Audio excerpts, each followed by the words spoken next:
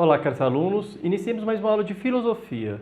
Nós vamos continuar um pouquinho falando sobre Marx e a crítica que ele faz aos economistas clássicos, o Adam Smith e o David Ricardo, que foram o assunto da nossa última aula.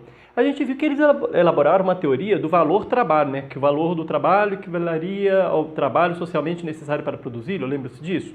Mas, segundo Marx, eles erram, porque eles pensam que as leis a eles postas ao trabalho, elas colocam em evidência leis eternas e imutáveis, né? Como se estivesse justificando a propriedade privada.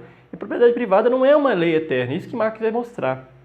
Nós vimos também que, na opinião de Marx, a anatomia da sociedade civil ela é fornecida pela economia política. Por isso que ele faz críticas a esses economistas clássicos, né? Nos manuscritos econômico-filosóficos de 1844 e no Capital.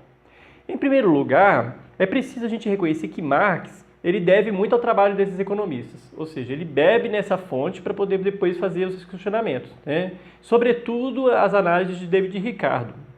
Adam Smith e David Ricardo, eles vão lançar as bases da teoria segundo a qual o valor deriva do trabalho. Marx ele continuou a obra deles, né, e deu rigorosa base científica e desenvolveu de modo coerente essa teoria, né? Então, na verdade, ele vai beber nessa fonte e vai verificar o que é útil, o que é inútil, aquilo que ele acha que é interessante. A mesma coisa que ele fez com a esquerda, por exemplo, que eu falei na aula anterior.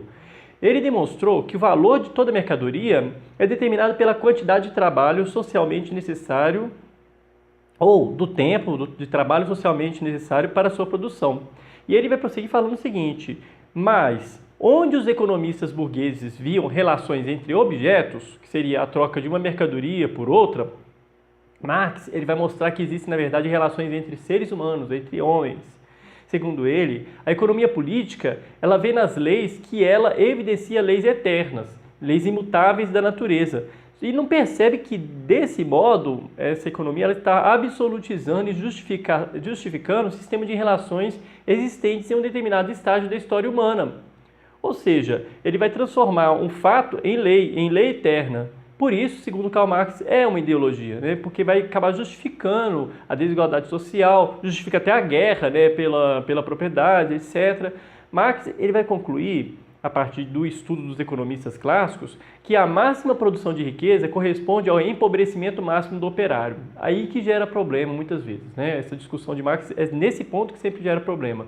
Pois bem, a economia política nos diz que as coisas são assim, mas não nos diz por que são assim e, portanto, nem se propõe a questão da sua mudança. Marx ele vai escrever da seguinte forma, olha: a economia política parte do fato da propriedade privada, não a explica. Expressa o processo material da propriedade privada, o processo que se dá na realidade em fórmulas gerais e abstratas, que depois faz valer como leis. Ela não compreende essas leis, isto é, não mostra como elas derivam da essência da propriedade privada. Para a economia política, vale, como razão última, o interesse do capitalista, isto é, ela supõe aquilo que deve explicar. É sempre assim, ela deveria explicar, mas não, ela já vai supor, vai colocar como pressuposto.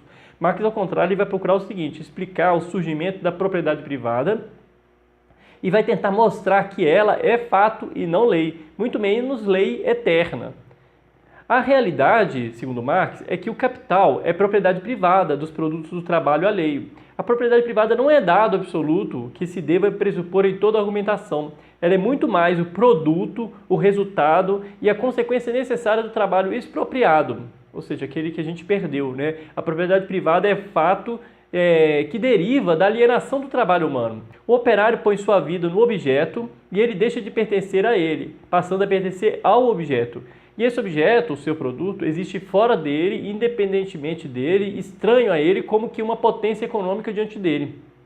E a vida por ele dada ao objeto, agora, o confronta, estranha e inimiga. Então, pessoal, eu espero que tenha sido claro.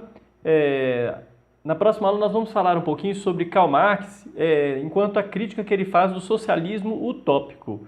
Então, até a próxima aula.